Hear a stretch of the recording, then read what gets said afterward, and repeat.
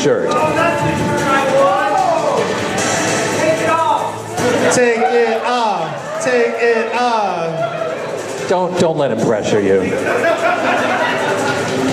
Hashtag him too.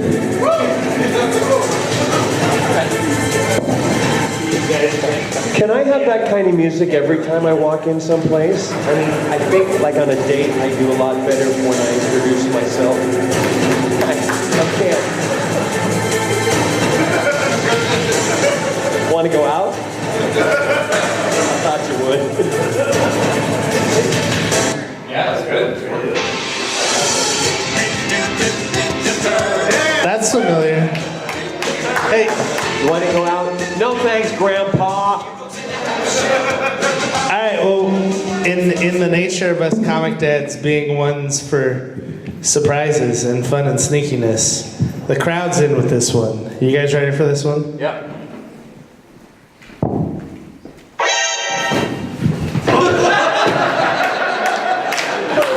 We're here for you guys.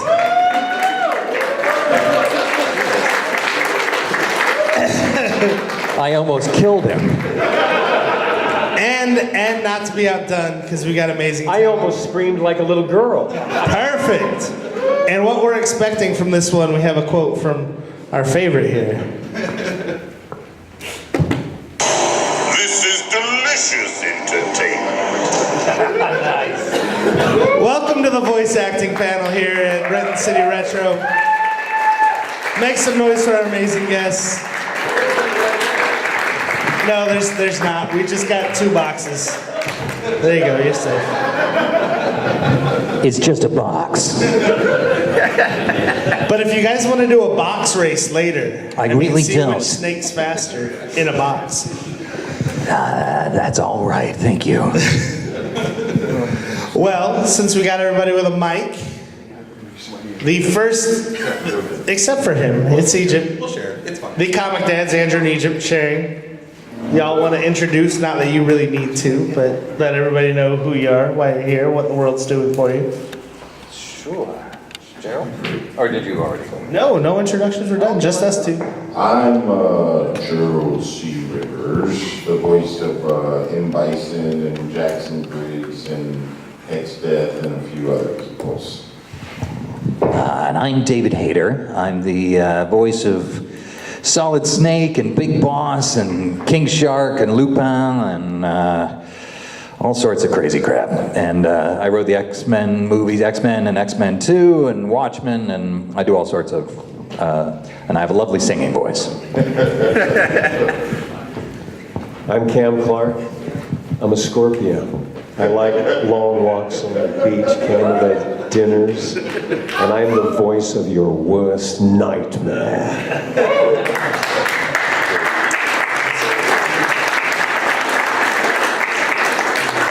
As you can tell, this is our voice acting panel, and all of you kind of seem to have a different route into voice acting. If you could give just a little bit of your backstory on how you got into this gig and how it found you, as it were.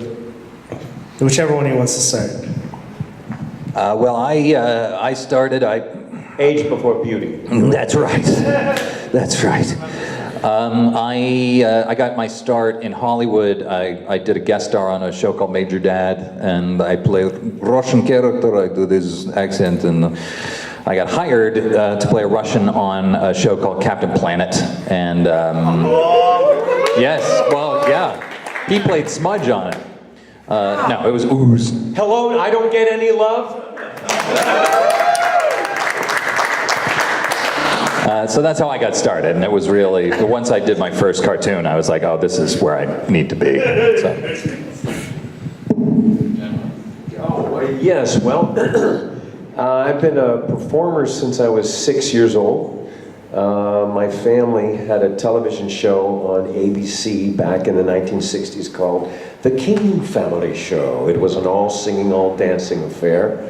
But my voice career started in the early 80s, And it kind of was an accident. A lot of the people that got involved in that field in my day, in the early 80s, it was pretty much an accident. It wasn't a thing where people said, I want to do voices for cartoons, or we didn't have video games, but any of it was kind of accidental. And I had met this woman on a job. I was doing some looping, which is a whole different end of the voiceover field, which we might have time to get into. And she said, you're pretty good at this. Have you ever thought of doing this for a living? And I went, thank you, but I'm going to be a movie star. And she was like, okay, well, in the meantime, and she set me up with an agent and a coach. Her name was, she's passed away, her name was Linda Gary, if you want to Google that. She, in the 70s and 80s, was the Tress MacNeille back in the 70s and stuff. Amazing talent. I took the nerd route and went to college. I spent 3 years in conservatory as an actor, and then another 7 years in college studying theater and some Shakespeare. And again, I like they're saying, for me, I didn't know it was a thing to be able to even do and make a living, that people would pay me to do voices, although I always liked doing voices. But my mom always told me it's okay to talk to yourself as long as you don't answer back. I would only have one side of the conversation. Probably the first thing I did was some straight ahead stuff for CNN, and then a couple of industrials, and then I came back to LA and fell into the voiceover deal. I told this story yesterday, but I had a friend who was staying with me who needed a ride to an audition, and I took him to the audition, and I inappropriately answered my telephone in the lobby, and the casting director came out and said, "Are you a voice talent?" And I went, "But of course." And that's literally how I booked in Bison. I was sitting in the lobby, and then, you know, it's a small world with the video games sometimes. So they told two friends, and then, you know, a host of other video games and some cartoons and animated films and blah, blah, blah. I like to tell people, though, the money's not in cartoons or video games, at least. The money's in commercials and movie trailers and television promos. Coming up next on NBC, like what a sweet gig that is to have for a little while. Get that Bruce Buffer. Yeah, it doesn't matter how many units you buy of the game, we're not making points on the back end of that. So that's my story, and I'm sticking to it. I guess when you said about, yeah, more of that. When you mentioned, okay, that's enough of that. You mentioned your mother said as long as you didn't talk back. Well, one of my favorite presents, I was probably about 10 years old, I was given a reel-to-reel tape recorder. And I would go around the neighborhood interviewing my friends, and I did different voices on that. I would interview, your mother would not have liked it because I was both the interviewer and the guest on my own radio talk show, but. That's so fun. I did the same thing. I had Reel to reel? It wasn't reel to reel. It was just a look. Yeah. Listen, we weren't all fancy like you. But yeah, I do little radio shows from the time I was like 5 years old and do sound effects and little voices. And yeah, no, it was always something I enjoyed. No, I never had the reel-to-reel in Compton. I just had like an empty room and my mother's sewing materials. And so I didn't always get along with my peers as a child. I believe that kids should play fair. When they didn't play fair and change the rules, I would become angry and destroy them. And my mom would send me into a room to punish me. And initially it would be a room with a television, and I would just turn the TV on. I would watch like old Bing Crosby, Bob Hope, Three Stooges, Danny Kaye, and I was like, these guys like have a sweet job.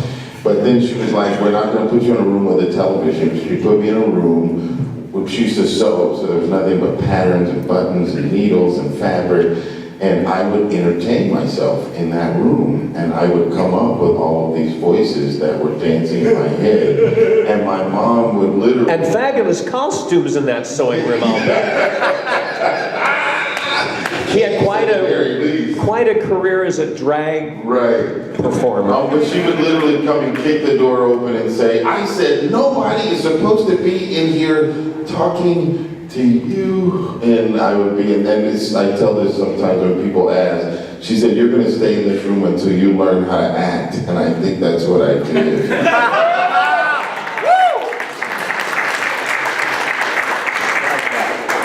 So I do have a good question for you guys. I know you guys have been, like you were saying, you went to the red carpet for like Wreck-It Ralph. I know you guys have been in situations where you're meeting other people in the industry or other actors. Who has like taken you back and been like, oh my God, I'm out of my league next to this guy? I've never been out of my league. Cam's got his own league. Well, we do, sometimes at these Comic-Cons, we'll do a thing called Twisted Tunes, and where we go up and we read from a script like Back to the Future or Willy Wonka or Harry Potter or something. And before each scene, they assign us a character and they assign us a voice to do for the character. And, you know, and I do a few voices, and I do like Matthew McConaughey and, you know, that sort of thing. And I do all right, but working with like Maurice LaMarche or Rob Paulson or Cam Clarke or Gerald, it's a little intimidating. And, you know, I do all right as a voice actor, but some of these people are just geniuses, and so that can be a little overwhelming. I've been on your side of this table where there have been people I've wanted to meet, and I've gone to some Q&As, but the people that I found, first of all, these people y'all would never have heard of, but I worked on a show called Eek the Cat, if any of you know that, and with Bill Kopp and Savage Steve Holland, an amazing couple of crazy kids. And one of the regulars was, oh crap, what's her, Eleanor Donahue. You'll have to Google her. She was one of the leads on a show from the 1950s that I used to watch after school. No, I wasn't alive then, but it was in reruns. Called That doesn't help. Called Father Knows Best. Yeah. And she was the oldest daughter, and we would sit next to each other, and I would just sit there going, like some of you have said to us, I would say, you are in my living room every day after school, and I can't believe you're sitting next to me. You're princess. And that was like, well, I could have met Sean Penn or you know, Barbara Streisand, and it wouldn't have had any more thrill than this gal who was an actress that was in my home every day after school. I've met Sean Penn and Barbara Streisand, and you're not missing. Yes. Oh well, my first day on Captain Planet, it was my first Hollywood voiceover job. I went in, and the cast director was a woman named Chris Zimmerman, who ended up directing all of the Metal Gear English language versions. And I went up and I said, you know, hello, my name's David Hayter, and I've never done this before, and I'm a little nervous. And she's like, okay, we'll take your copy and, you know, just read over the script, sit over there, and then we'll call you all in and we'll do it all together and you'll be fine. I said, oh, okay. And so I backed out and I backed right into somebody and I turned around to apologize, and it was Mark Hamill. And yeah, and I was like, you know, I was just a kid, and I was like, I'm so sorry. You know, no, I didn't acknowledge him at all. I was like, I'm just terribly sorry. And I turned around, and I ran smack into somebody else, and it was John Rhys Davies. And I was like, oh, this is pretty good. You know, not a bad gig, this. So yeah, it's very I exciting. had a couple of experiences doing readings of like Shakespeare, new plays, and material sometimes written by less than famous people. I was on stage with Hilary Swank, and it was like, she was so chill. She was just so like cool. And the other one that really, I'm probably dating myself, but I shared the stage with Jack Klugman and Ed Asner. And they were just like these classic, for me as a kid growing up watching a lot of television, because that's all I did, the TV was my babysitter. And so these people were like real to me, and then here I am, an adult, and I'm like sitting next to them like, do I say this? One more, the movie Training Day with Denzel Washington, I was hired to work on the movie to be an OG with pigeons, and they were shooting in a neighborhood called the Jungle in LA, which is a relatively infamous, less than nice place to be. And the people in the neighborhood were like, we're gonna let you shoot here, that's fine. But then when the crew broke for lunch, and these people were standing on the street, they were like, well, can we get some of that steak and shrimp y'all got over there? And they wouldn't let them have any.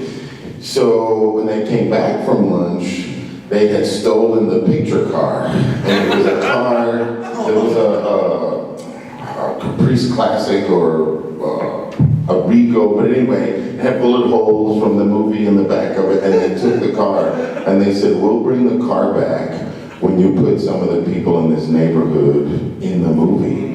And they were like, okay, we're shooting in your neighborhood, we didn't pay anybody for the space, so some of you guys could be in the movie. And they replaced me with like this huge guy from the neighborhood. He didn't even say anything. He just stands there and watches the pitch, and they change. And for me, I thought, man, that's my big break. I like run a rehearsal with Denzel. I was like, this is gonna be it. I'm gonna be in the movie with Denzel. I was like, never got off the editing room floor. You'll see me like walking across the street with a backpack or something. You only know it's me because of my hair, but he was another accessible, consummate professional, even with the people from that neighborhood. He was just chill and cool and like, yeah, man, let's do this. That's awesome. I had a little story about Ed Asner as well. Y'all know who Ed Asner is? So he was on the Mary Tyler Moore Show. He's just a legendary actor. And I was doing Spider-Man, and he was J. Jonah Jameson. I was Captain America, and because I'm Canadian, and Perfect. And so he comes in one day, and he's an older fella, and he's got this cane, and it's sort of this cool, gnarled cane, and I can't remember the guy who played Spider-Man, Peter somebody, but yeah, anyway, Peter was just a lovely young man, and he goes up to Ed, and he's like, hey, Ed, you know, that cane's amazing, what is that? And Ed Asner goes, well, when a narwhal gets an erection, it has this bone that helps it do the thing. So this is the fossilized bone from a narwhal's penis. That's who Ed Asner is in his old age. Like, we're sitting there and they're like taking short. He's like, what the fuck, man? I need a break. Can you get me a drink? And you like, you don't know if he's like joking or like totally serious, but he's like, this is my room right now. I'm older than anybody in here. Just shut up and listen to me. That's right. Early on, I did a little bit of game directing, and I was very nervous when I was told I was going to be directing Patrick Stewart in this game. And I'd been doing games forever, and I knew how we, the working class, did it. Yes. And this was before, like, I don't know what y'all call the genre, like our game, the Metal Gear. This was one of the first of a, what do you call it, a script, something with a script. Like a cinematic game. Yeah, something. This was when they were just shooter games, you know, just scoring and stuff. And I introduced myself, and I said, so what we'd like to do is have you, you know, you've got the lines there, just do each one, give me an ABC, give me 3 on each lines so we have something to choose from. And he said, or I give you one. I went, okay, that's good too. Yeah, one's great. You know what? One's one of our favorite numbers. So I'll just be outside, you know. And he did. Sorry, Jen, I forgot you were here. No, you're right. You made the right call. I mean, as bartenders, we'd gladly get Ed Asner or even y'all a drink. Cause you clap, we jump. You know, that's kind of how we roll. What draws you guys to characters? Like, is it just, hey... The paycheck.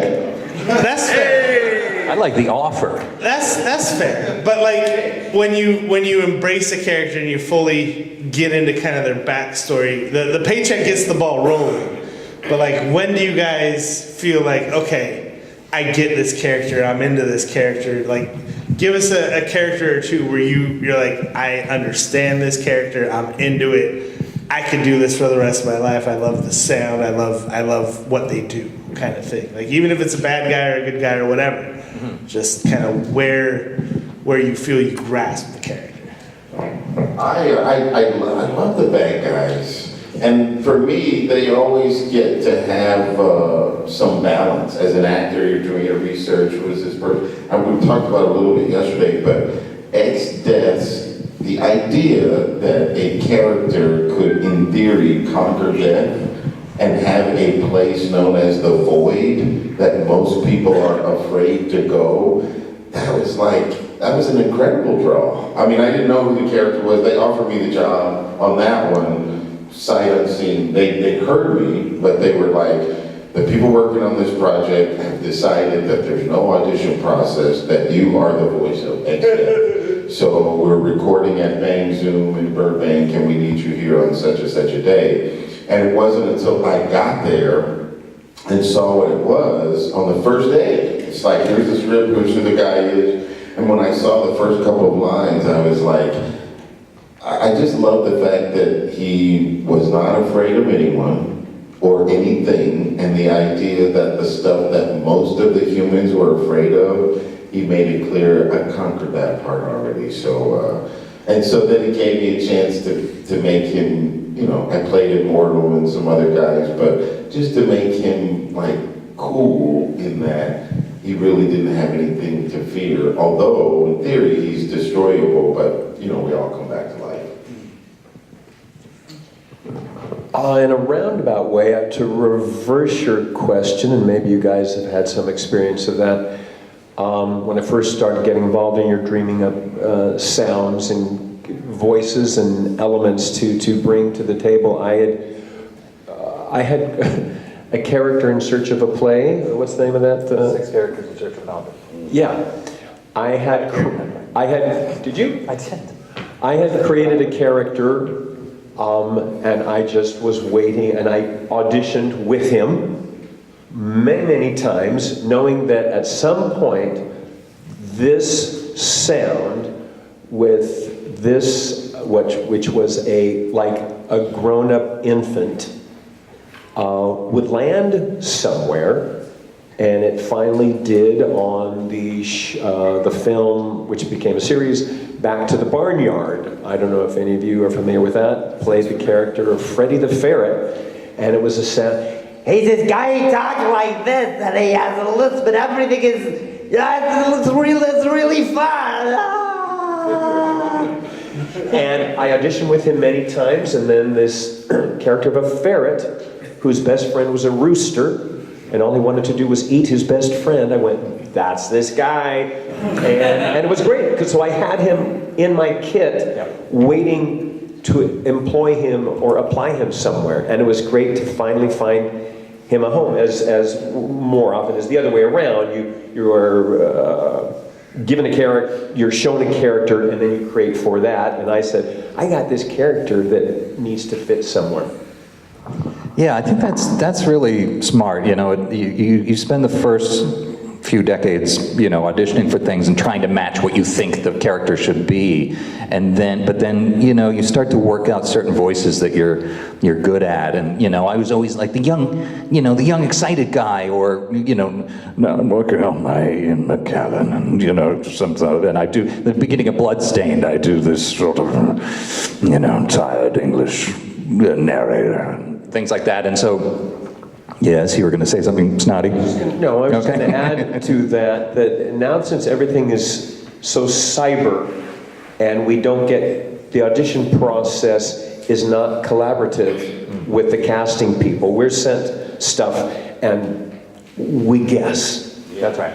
But back in the glory days, I mean, how many times, I know for me, many times, I land on a voice, I'd audition with that voice, and they go, not for that. But hey, Gary, bring in that other character, the one with the thing and the thing and the thing. Here, read this. Right. With that voice. Oh, okay. And they go, that's it. Thank you for coming in. Thank you. You know, but that's gone. Yeah, well, but I also think that's the point of having some voices you're good at, because you're just sending out audition after audition, and you never know what's going to hit, or you never know if it's going to match, so you might as well do something you're good at. And then in terms of finding a character, I think any character that you're going to work on, any actor is going to say, I can dive into this, I can find something unique there. When I auditioned for Snake, I auditioned with my voice, which is, well, I was younger then, so, you know, it was a little more like this, and I was sort of a cocky soldier guy, and I was fairly young. And then I got this script, and I started going through it, and he was, you know, he was already a legend, and he was already retired, and he just didn't want to come back, and he was just bitter about it. And I was like, oh, this guy's a lot older than me, and he's just been through hell, and it just needed a weight of years and action and scars. And so so that's what happened. But then I went in the first day I was recording. We did the first day, you know, and we got about halfway through, and halfway through the day, Chris Zimmerman goes, okay, I'm going to play you the voice you auditioned with. And it was completely different from what I was doing, but fortunately they left it, and here we are today. If you listen, those of you that are Turtle fans, who's a Ninja Turtle fan? If you listen to Leonardo's voice in the beginning of the series, I don't know how it happened. It evolved. It did. I mean, it kind of like drifted. I mean, because like you were saying, with the Snake character, you used your own voice. Yeah. Well, Leonardo in the pilot series, the first 5, he kind of just sounds like this guy. And by the end of the series, Leonardo was like this with his husky pushed forward thing.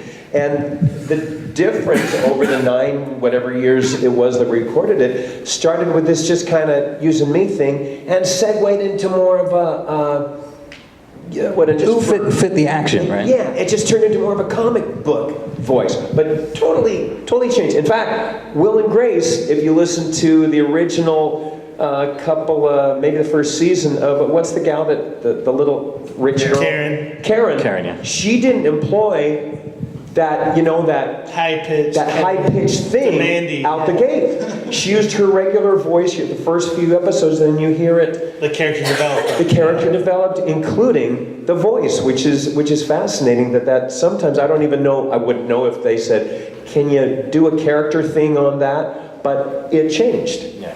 And it worked great for her to have, you know, that sound.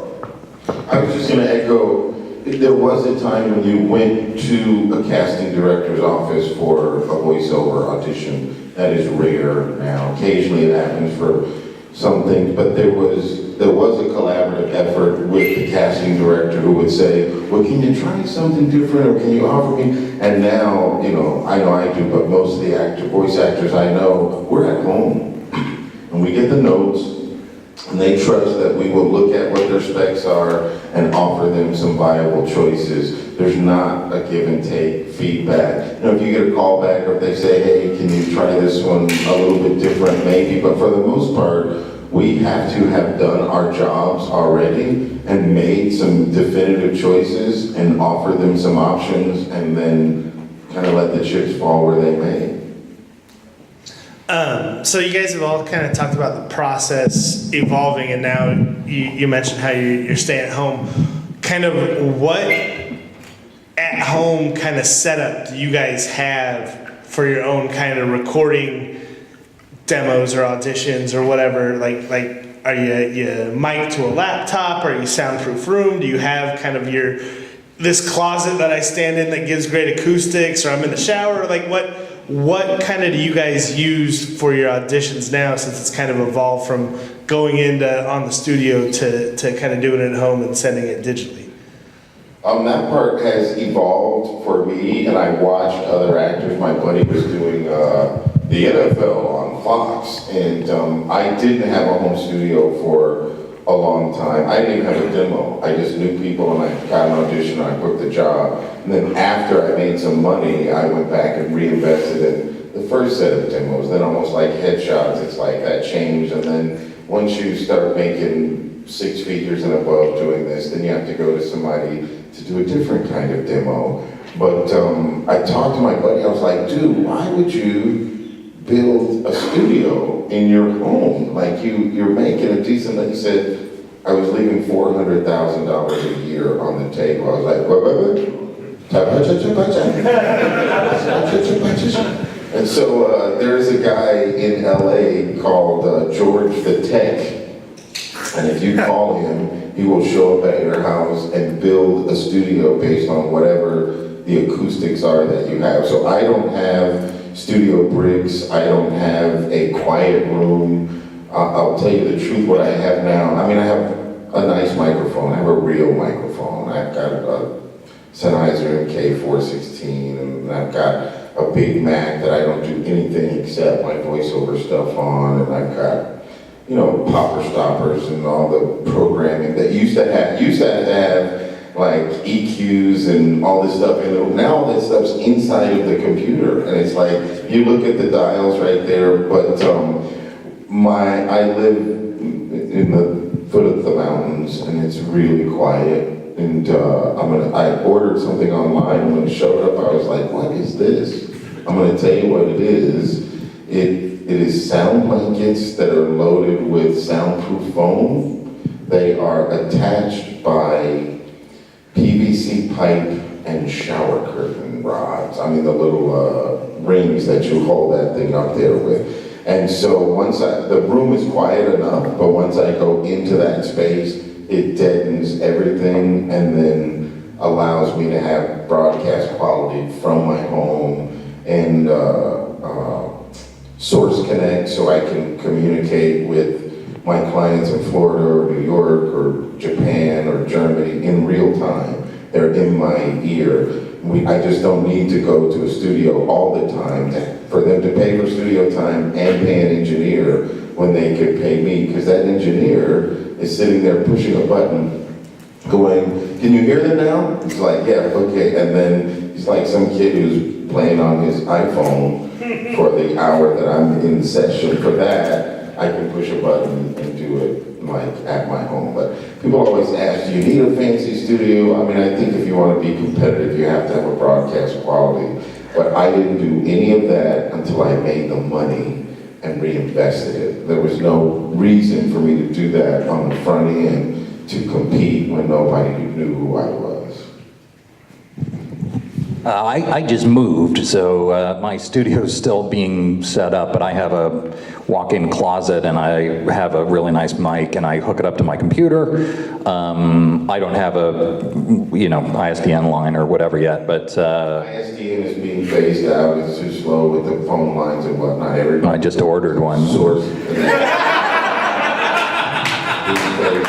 I mean, there's some people that are using it, but the Source Connect is so much faster and smoother and easier. Yeah, I just say ISDN to make me sound smart, and it didn't work. I have a Mr. Microphone soap on a rope, and I book every third job naked in the shower with a bar soap. I have a dumb mic. I don't even know if it's LMNOP or what the number is. But Yeah, don't say it, because he'll tear you to pieces. it sits there in the corner, I face the room, but I still, on purpose, will choose often to go to a studio where there is someone on the other side, and where I go, they're not just pushing the button. I will say, does that sound sleepy to you? Because even though I've been doing this for 1,000 years, I love another set of ears on my auditions. And they'll either go, yeah, that's great. They'll go, well, you know, it sounded a little over the top, or whatever. And I'm always open to suggestion and help. And I do some at home, but then if there's something that's like where we're asked to audition for 6 different characters in the game, I go outside and spend, the couple nickels to rent somebody to be another set of ears. Or I go to the office still sometimes, to the agency office. And before I built the studio, I had Apple makes a mic called the Apogee that I could plug into my iPhone. And I'm not recording work on there, but for auditions, I book jobs from a toilet stall in LAX because it needed to be in, and I had that microphone with me, and I went in there and closed the door because at that point... Was that you next to me? Wow, that was pretty creepy, dude. Part of it is, people will spend all this money to have this broadcast quality, but then they'll offer, a pick and save performance. And so for me, the focus was on making sure that the performance was right. And if it was, they knew that I wasn't in a studio at that time, and I just needed to let them know what my character choices were. And I did. I booked a couple jobs on this little thing plugged into my... we can't record that for them to broadcast on, but in terms of me submitting an audition, I was traveling a lot, and I would just take that thing with me and plug it in and make it about the performance and not the presentation. I remember back in the day, there were times when I booked the job, and we would record it all fancy, but then they would play it through cheap speakers. Yeah. So they could hear what would it sound like on, a crappy car stereo, something, and they go, we got to record again because we need to adjust whatever. But they had this incredibly expensive system, and then they had these couple of cheapo speakers, and they go, okay, let's play it through that. So it's really an interesting process because sometimes you got to prove that this will work in not ideal circumstances. So you guys are obviously a part of 2 very large franchises as far as video games. McDonald's. Yeah. If you guys had to choose, if you had any range and you got first pick, which franchise would you guys like to be a part of that you're already not? Video game wise. So how much of a gamer are you guys? Well, I'd love to do. I defer to my companions on this one. I'd love to do an Assassin's Creed. Some sort of. It'd be cool to have because it's always different characters. Is there a cool historical time frame in mind? I mean, we've been Assassin's Creed fans. Well, I don't know. I mean, they've done so many, and they're all amazing. I really love the one. It was the one with the ships. It was in northern Canada. Yeah, Black Flag. No. Rogue. Yeah. It was at the same time as Black Flag. Black Flag was in the West Indies. Rogue was the one that went away on. But Rogue was up in the north, and it was really cool and sort of Canadian. Channel your Canadian. That's right. So it's like, I'll kill you, eh? Yeah. Go get your toque and a stick, and we'll set up. Hose off, eh? I'll assassinate you. That's true. That's because they're too nice. I mean, well, no, we'll still kill you, but we'll be polite about it, We'll send you flowers. Here, listen, I got to kill you, but I brought you some poutine.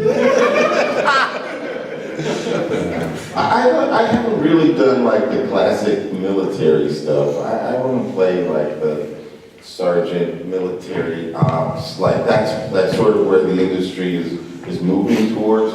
People loaded up someplace and playing with their friends. And my buddy is on that Fortnite, which some guys are like, that's cheesy, but it's that's cute, and and all the kids I see, and they go, oh my god, you do voiceover? Are you on Fortnite? It's just I don't even know what that is.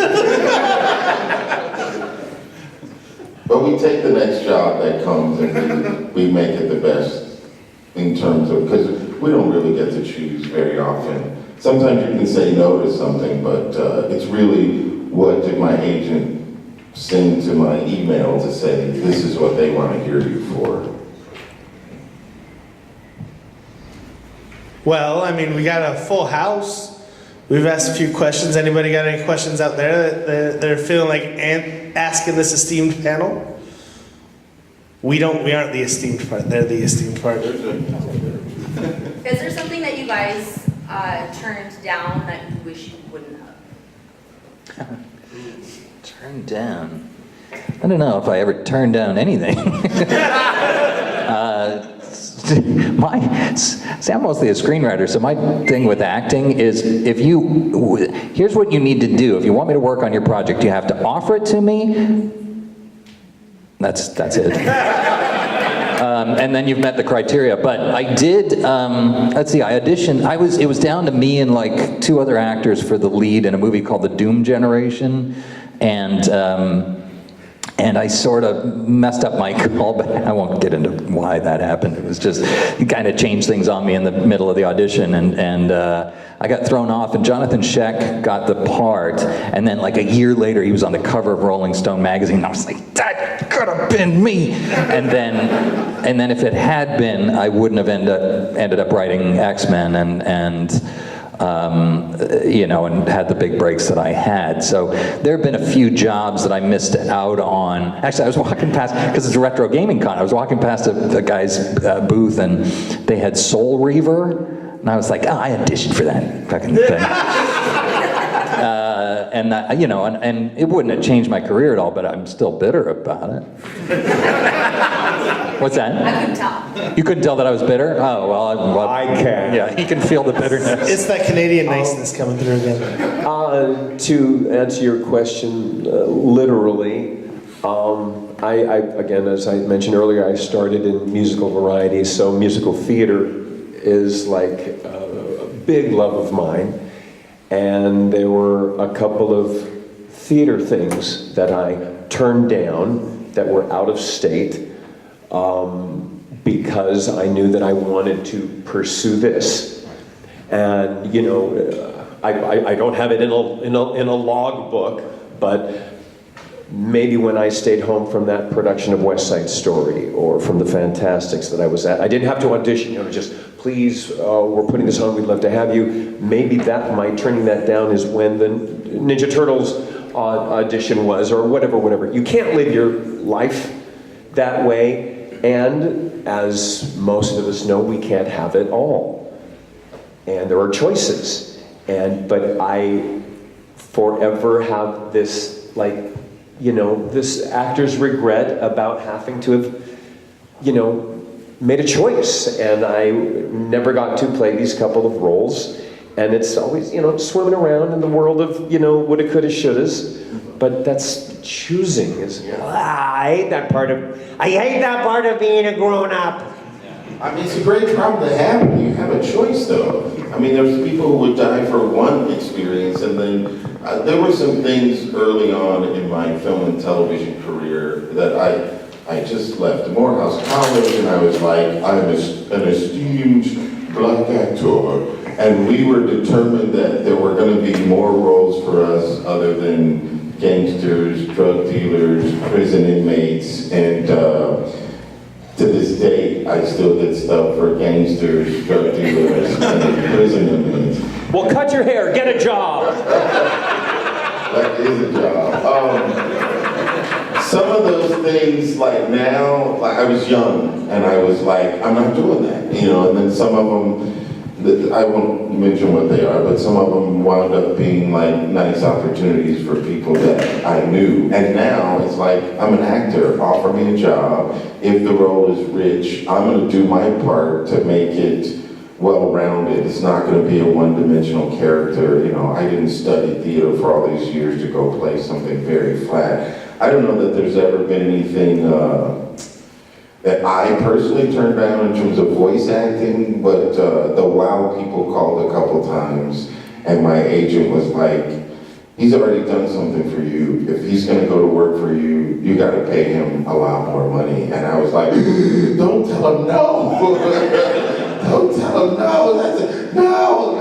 And I'm grateful because she took really good care of me, and all the people that did call were like, okay, we get it. He's at this level now, and he commands this kind of salary and income, and I think that's the only time, you know, they came back and offered me something else, some more stuff that came up later, but at that point, I was really concerned that they were like gonna hate me and never call me again because you asked for too much money. What's funny is when they came back, it was a much, much, much smaller role, but she still got plenty of money for me for that.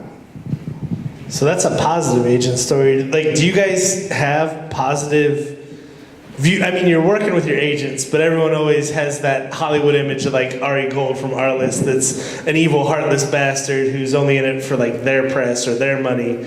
Like, you guys all have generally positive working relationships with your agents and your marketing people and all that, or? Yeah, I've been with my film agents for 20 years and my voiceover agent for about the same, and I love them to death. You're very, very, very close with your agents. Now, when I was starting out, I had a manager who, he was super nice, but he used to borrow money off of me for, what do you call it, cocaine? And That's what the kids call it, okay. right. I'm saying that right, I think. And he, so he really enjoyed that, and I didn't really have the money to spare. And after a while, I was like, I don't know if this is a positive relationship. So I had a number of freaky agents along the, when you're starting out. I mean, it's just a flea circus of madness.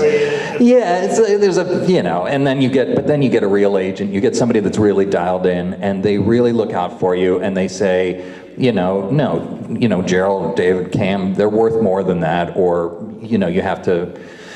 They help you get treated with respect, and they help you navigate the industry. So my film agents, they know where all the executives are, who's getting fired, who's getting promoted, all this stuff I don't want to pay attention to, and they make sure that I'm in front of those people. So yeah, my relationship with my agents is amazing. Yeah, I had a host of different agents early on, but I've only had one voiceover agent ever.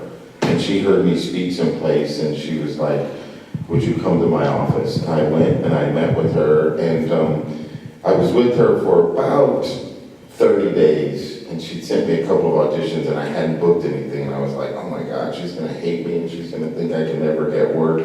And then somebody brought me something for a project with Kweli Tali and Mos Def, and it was called Pachamama's Pajamas. Later changed to Pacha's Pajamas, and it was an environmental piece for kids. That was going to be a book, it would be this whole educational deal, and the people approached me directly, and I said, I have an agent now, and I want you to go through my agent because I want her to know that I'm bookable. And they were going to offer me like points on the back end, and she was like, we don't know what this thing is going to make, so I'm going to get you 3 times what you thought you were going to make on the back end, and I'm going to get that up front. And I was like, well, what if they say no? And she was like, that's my job. And she got me that up front. I know other people who worked on the project, and they still have not made anything close to that in the points on the back end. So my voiceover agent has made more money from me than all of my other agents combined. So I love her. I love her. Yeah, in the back. What do you think the most common mistake aspiring actors trying to break into the industry make when they're trying to get their start? Oh, well, getting into the industry, that's your first mistake. Not getting enough training, not taking classes, thinking you're just going to go out and be awesome. These are just personal mistakes I made.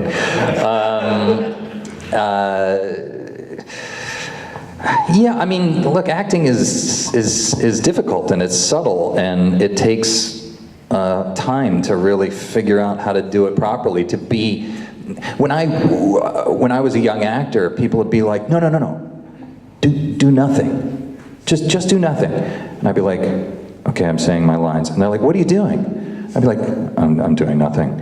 And they'd be like, well, don't do nothing, do something. And then, so the idea of how to be interesting and dynamic, but still feel real, and that it's just tossed away, it takes a long time. And so, you don't want to be too arrogant.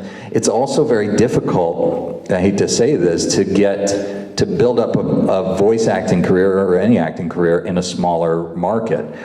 People ask me in, Rockwall, Texas or something, like, how do I become a voiceover actor? And I'm like, well, you better move, Or you can do local promos, you can do local radio or whatever, but you're never going to make a living at that. You might enjoy it, or you might become a DJ or something, but you kind of, if you really want to do it, you got to sort of sacrifice your life and go to LA or go to New York or go someplace where it's happening and really do the work and put the time in. That training thing is huge. There's all these people who their mama told them they sound good, and they've got a great face for radio, and they never took a class, they never took a workshop. The other thing I'll just add to what he said is, don't try to be somebody. You're never going to steal this guy's job. Do you know what I mean? So it's not going to do you any good to say, oh, I can sound just like him, because that'll get you a job maybe somewhere, but you'll never be able to build a career. If you want to have a career, I think you first have to know who you are. It was hard enough for David to have a career as David. So you have to know who you are, and you have to be prepared. So whatever those other characters are that they're talking about, you have characters, we have to go in with characters in our back pocket that are complete, not like some faded sketch that we think, well, maybe one day I can go, and that's going to be really good. You have to know who you are and bring part of who you are to everything that you do, even if the character appears to be very different from you. But as David said, that's work. You don't wake up one morning and go, oh, I got 14 characters in my back pocket, and think you're going to compete in this industry. So take a class, man, do a workshop, and I say all that before you go spend thousands of dollars on a website and a studio and a fancy microphone. Your training will serve you throughout. And there's always somebody somewhere who can help you get from where you are, at the very least, to the next step, if it's not where you want to be. But that's not going to happen in your bedroom, in your closet, thinking you sound great. And there's no need in mimicking. That's cute, but you're not going to compete with me for my job. You want to be able to create opportunities for yourself. Yeah, find your own voice. And I love people are always like, oh, I do a great Solid Snake impression. And I'm like, oh, let me hear it. And they're like, Colonel, I'm a blah, blah, blah, and a blah, blah, blah, blah, blah. And I'm like, first of all, stop.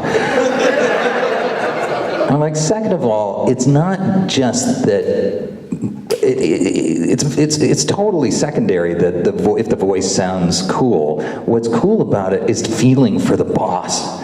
Being able to put the emotion into it and being able to feel it in a way that seems real and compelling to other people. That's the key to it. It's not just growling and saying, boss.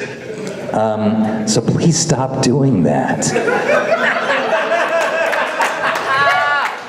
That's just a public service announcement. Yeah, we got time for probably one more question. We'll take this guy up front. They'll be at their booths too the rest of the day. We'll be back at our booths and signing and saying hello after this. You're our last one.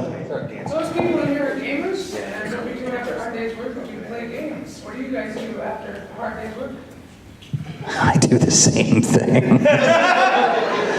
I go home, I hang out with my wife and my daughter, and we watch movies, and we have dinner, and we chat, and then, after everybody goes to bed, I'll have a beer or something and play a game, and that's what I do. Or sometimes I write at night as well. I have a beer or a whiskey, and I'll just write up ideas for whatever script I'm working on the next day.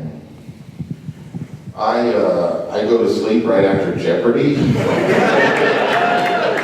But you get the Final Jeopardy answer 9 times out of 10, right? I like to play golf, and I'm a drummer. I teach percussion, and I'm afraid of not working, so I do a lot of live theater. I told him yesterday I'm in a production of Moby Dick where I'm playing Captain Ahab, and so I'll be doing that all summer in Topanga. So when I finish, even today, I go home. I mean, I would go back to the hotel room. I've got 2 scripts, one Ibsen and one Orson Welles. I'm working on my lines and if I am so glad you were not my roommate. It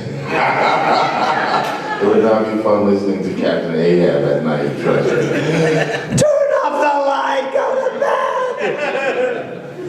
bed! I'm so grateful for work that it's not really out of fear of not getting work, it's more out of gratitude for having work and things to do.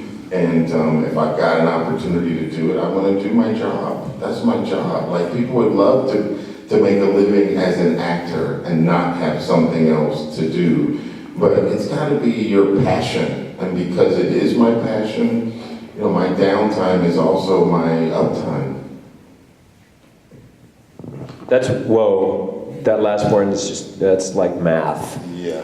That's a little, that's, Zen. I don't know what he just said, man. My downtime is uptime, man. Downtime's uptime, my uptime's downtime. Yeah. My downtime's uptime, my uptime's downtime. And my side times are side to side. All right. Up is the new down. Well, thank you very much, guys. Thanks for coming and asking great questions. Thank you, everybody. Thank you for having us. Renton RetroCon.